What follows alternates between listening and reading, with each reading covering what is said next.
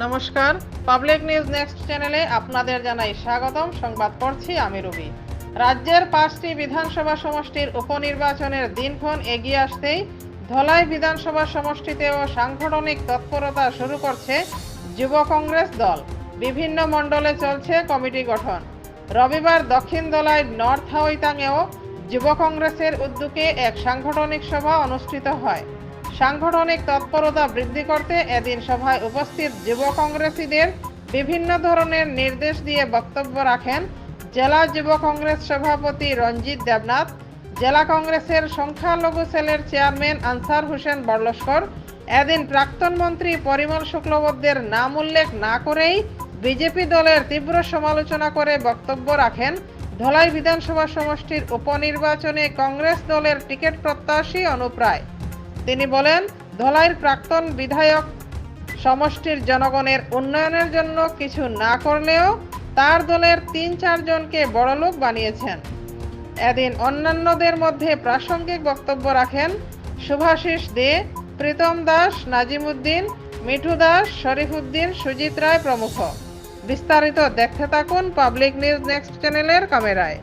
আমার কয়েছে যে কামাখ্যা মালা আমরা দীর্ঘদিন আমরা সঙ্গে কাজ করা 2011 থেকে তাই ঠিক আগে তার একটা কথা দেওয়া হয়েছিল, তার বয়সও একদম অন্তিম হয়ে যায়, একবার দেওয়া হোক। আমি তখন টিকিটও চাইছি না এবং তাই খেলছেন দুর্ভাগ্য আমরা জিতাইতে পারছি না। কর্মীরা আমরা সব কর্মীরা কাজ করছি। 2026-এ নির্বাচন হওয়ার কথা, 2021 আর 2024-এ আমরা এখানের আগের যে এমএলএ আসলা তাই মানুষে বালা করিয়া মাথা আতাইয়া থালু আতাইয়া আমরা চুষিয়া মুষ্টিময় 2-3টা মানুষের ফুসিয়া রাখছই, আমরা চুষই হতারে ফুসই, যার কারণে আমরা কাছে আমরা দলের কোনো ডেভেলপমেন্ট হয়েছে না। আজকে এগুলো রাস্তাঘাটের যে অবস্থা, প্রত্যেকটা জিনিসের ক্ষেত্রে যদি আমরা তুলনা করা যায় কংগ্রেসের আমল থেকে কোনো জিনিসের বিকাশ তো হয়েছে না, আরো অধঃপতন হয়েছে। তো তাই এমপি হয়ে যাওয়ার ফলস্বরূপ আজকে ধলাই বিধানসভায় উপনির্বাচনের একটা প্রয়োজন পড়ছে। উপনির্বাচন করতে লাগবে যেহেতু আরো 18 মাস রয়েছে। এটা সাংবিধানিক অধিকার এবং সিস্টেমের মধ্যে আছে এবং আমরা ভারতবর্ষের এবং এই ধলাইবাসী সাধারণ নাগরিক হিসাবে আমরা টিকিটের দাবিদার হইতে পারি। কিন্তু এখানে আরেকটা ভাগ্য আমার খুব ভালো, ভারতীয় সংবিধান মতে ধলাই এখানে কিছু এসছি আর আমি হাওড়ান প্রেসনগর মনোরঞ্জন রায় মাস্টার আমার বাবা ছাত্রবোধ অনেকজন আসেনি কেন, তো তান করে জন্ম হয়েছিলাম রায় পরিবারে এসসির করে, যার কারণে আমি টিকিটের দাবি করতে পারলাম না। এখানে যতজন মানুষের বক্তব্য রাখলাম, আপনারা যতজন উপস্থিত আছেন, অনেক যুবক বন্ধুরা আছে, অনেক বয়োজ্যেষ্ঠরা আছে, আপনারা অনেক এমএলএ হওয়ার উপযুক্ত যোগ্য মানুষ আছে, কিন্তু এটা সাংবিধানিক মতে এটা এসসি রিজার্ভ হওয়ার কারণে আমরা এখানে সুযোগ পাইলাম। এবং আপনারা আমার কইছে এবং সাংগঠনিক কাজ আমি দীর্ঘদিন থেকে যুব কংগ্রেস থেকে শুরু করে যুব কংগ্রেস, আম আদমি কা সিপাহী, SCSL এর চেয়ারম্যান কাছাড় ডিস্ট্রিক্টে আসলাম, বিভিন্ন সময়ে বিভিন্ন বিভাগের সঙ্গে কাজ করছি এবং নরসিংপুর ব্লকের একবার আমি সেক্রেটারি হয়েছিলাম, দাদা তখন ভাইস প্রেসিডেন্ট আসলাম না, এর সঙ্গে নরসিংপুর ব্লকের সেক্রেটারি হয়েছি, আমি একবার পালংঘাট ব্লকের সেক্রেটারি হয়েছি। কারণ আপনারা জানেন এখানে জন্ম, এখানে পড়াশোনা করছি, কিন্তু কর্মসূত্রে আমি দীর্ঘ 15 বছর আমি আপনারা যে একটাই কথা বলছি, আপনারা টিকিট দেন, আপনারা সবাই কংগ্রেস কর্মী কংগ্রেস কর্মকর্তা যদি আমার টিকিট দেন, আমি যদি সেখানে টিকিট পাই তা আপনারা প্রত্যেকের সাহায্য সহযোগিতা এবং বয়োজ্যেষ্ঠ গুরুজন যারা আছে তারা সুপরামর্শ, তারা উপদেশ এবং আপনারা কংগ্রেসের আদর্শে আমার পাথেয় করিয়া আমি আগামী দিনে সবরে নিয়ে কাজ করবো। এবং যদি কোনো কারণে আমি টিকিট নাও পাই, কংগ্রেসের যেও টিকিট পাইব আমি কংগ্রেসি ম্যান হিসাবে, কংগ্রেস কর্মী হিসাবে, সাধারণ সৈনিক হিসাবে বিগত দিনে কাজ করে প্রমাণ করছি, এখনো আগামী দিনে সেখান থেকে আমার কোনো ধরনের বিচ্যুতি হয়েছে না। বন্ধুগণ, যুবক বন্ধুরা, আজকের যুবক আগামী দিনের ভারতবর্ষের রাষ্ট্র নির্মাতা, আজকের শিশু আগামী দিনের ভারতবর্ষের রাষ্ট্র নির্মাতা। আজকের যুব শক্তি যদি শক্তিশালী না হয়, ভারতীয় জাতীয় কংগ্রেসের সবচেয়ে বড় মেরুদণ্ড হইল যুব কংগ্রেস। যুব কংগ্রেসই হইল গিয়া সবচেয়ে, যুব কংগ্রেসের কাজের এবং কর্মদক্ষতার কারণে আমরা বারবার সরকারে আইরাম এবং আমরা সরকার গঠন করতে পারি। এই যুব কংগ্রেস বন্ধুরা যারা আছেন, আপনারা সবাই আমরা প্রতিজ্ঞাবদ্ধ হই যে আমরা বিগত মধ্যে যেটা হয়েছে, আমরা পূর্বপুরুষরা যেরকম কংগ্রেসের সম্মান জানিয়ে গেছিলাম, আমরা আগামী দিনে কংগ্রেসের সেই সম্মান জানাইয়া একই ছত্র চাই সংঘবদ্ধ কংগ্রেস কর্মী হিসেবে আমরা কাজ করবো এবং আমরা দেখা দেখি আমরা পরবর্তী প্রজন্ম যারা আছে তারাও যাতে ভারতীয় জাতীয় কংগ্রেসের সঙ্গে থাকে এবং কিন্তু লিখিত করতে লাগে মুখ্যমন্ত্রী অর্ডার লইতে লাগে গিয়া। আজকে মুসলমান মানুষে হিন্দু মানুষের জায়গা কিন্তু মুখ্যমন্ত্রী অর্ডার লাগে, জায়গা বিক্রি করতে পারবা কিন্তু তাই সাইন মারা লাগবো। ঠিক আছে, ডিসি খানে রাখছো, আইএস অফিসার খানে রাখছো। আজকে একটা মানুষের ঘরে বিয়া লাগছে, শরীর ক্যান্সার রোগ হয়ে গেছে, বাইরে যেত, এখন তার টাকার প্রয়োজন, এখন জায়গা ব্যস্ত, এটা তো সম্ভব না। মুখ্যমন্ত্রীর পারমিশন লইতে হলে তো 6 মাস 1 বছর লাগবো গিয়া। যে সরকারে বিভেদের মধ্যে ঐক্য যে ভারতবর্ষে আসলো, সেই সরকারে সাম্প্রদায়িকতার সুরসুরানি দিয়া বারবার সরকারে আর আমি অনুরোধ করবো, এখানে ভারতবর্ষ স্বাধীন হওয়ার সময় কেউ রক্তের মধ্যে হিন্দু এবং মুসলমানের দাগ আসলো না, সব এক জাত আসলো, সব আমরা ভারতীয় আসলাম। আবার আমরা আর যে ছত্র জায়গার মধ্যে সেই ভারতীয় পরিচয় দেওয়া যায়, সেটা হলো ভারতীয় জাতীয় কংগ্রেস।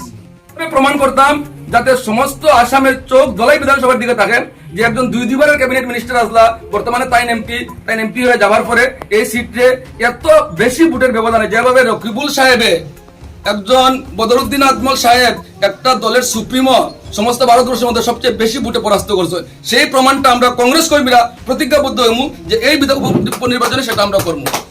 এই বলিয়া আবারও সেই যুবক বন্ধুরা সুস্বাস্থ্য কামনা করলাম।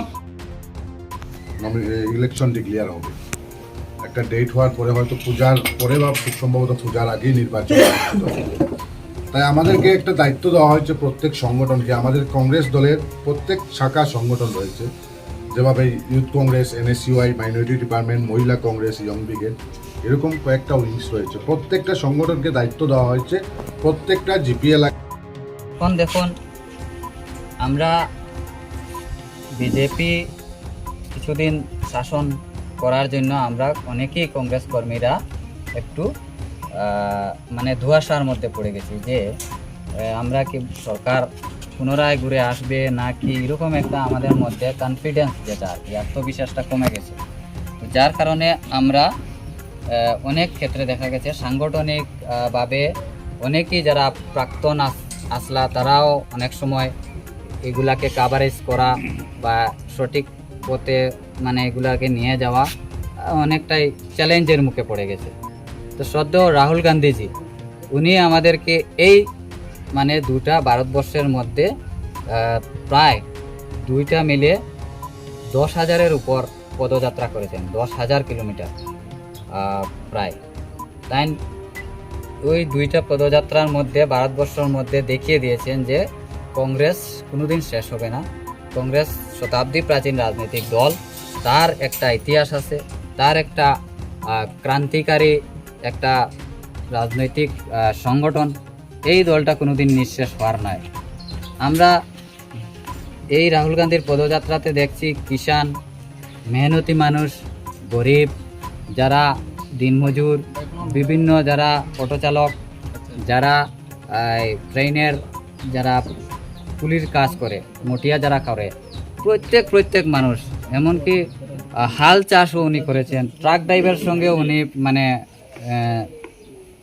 মানে ট্রাক ড্রাইভারের সঙ্গেও উনি সময় কাটিয়েছেন। মানে ওদের যে কি বলবো, যে কিভাবে জীবনযাপন, এই জীবনযাপনটাকেও নিজে কিভাবে। এদিনের সভা শেষে ধলাই বিধানসভা সমষ্টির উপনির্বাচনে কংগ্রেস দলের টিকিট অনুপ রায়কে প্রদানের দাবি জানান একাংশ কংগ্রেস কর্মীরা। আমরা ধলাই কনস্টিটুয়েন্সি কংগ্রেস কর্মী তথা সান্ডিঘাট জিপির সব কংগ্রেস কর্মী জনসাধারণ মিলে একটা সভা ওখানে অনুষ্ঠিত।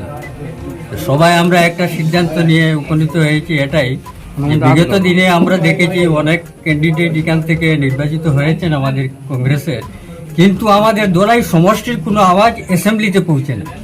তাই আমরা এবার যে উপনির্বাচন হচ্ছে, এই উপনির্বাচনে আমাদের যুবনেতা অনুপ রায় মহাশয়কে, তার বাড়ি এখানে আমাদের সান্ডিঘাট লোকাল ক্যান্ডিডেট।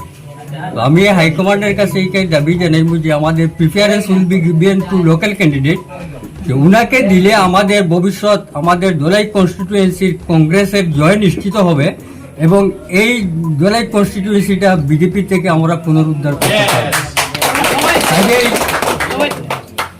কাজেই আমাদের এতদ অঞ্চলের যুবকদের বিশেষ করে দাবি হাইকমান্ডের কাছে থাকবে, ডিস্ট্রিক্ট কংগ্রেস তথা আসাম কংগ্রেস, এপিসিসি, এআইসিসি পর্যন্ত, যে আমাদেরকে পুনরুদ্ধার করার জন্য আমাদের অনুপ রায় মহাশয়কে টিকিট দেওয়ার জন্য সর্বস্তরের জনগণ একই দাবি আমাদের। ভারতীয় জাতীয় কংগ্রেস জিন্দাবাদ। আজকে আমরা চান্নিগার জিপির জনসাধারণ সব একত্রিত হয়ে একটি মিটিং করি। ওই মিটিংয়ে আমরা আমাদের চান্নিগার জিপির প্রেসনগরের অনুপ রায় একজন যুবনেতা, উনাকে আমাদের দলাই সমষ্টি উপনির্বাচনের টিকিট প্রার্থী হিসাবে আমরা সবাই দাবি করি ভারতীয় জাতীয় কংগ্রেস দলের কাছে যেন উনি এই বিধানসভা এমএলএ সিটের টিকিট পান।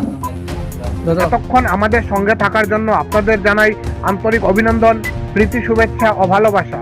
পাবলিক নিউজ নেক্সট নিউজ চ্যানেলটিকে বাড়িয়ে নিয়ে যেতে আপনাদের পরামর্শ, সাহায্য, সহযোগিতা একান্ত কাম্য। আপনাদের আশীর্বাদ আমাদের নিউজ চ্যানেলটি আগামী দিনে আরও বাড়িয়ে নিয়ে যেতে সাহায্য করবে।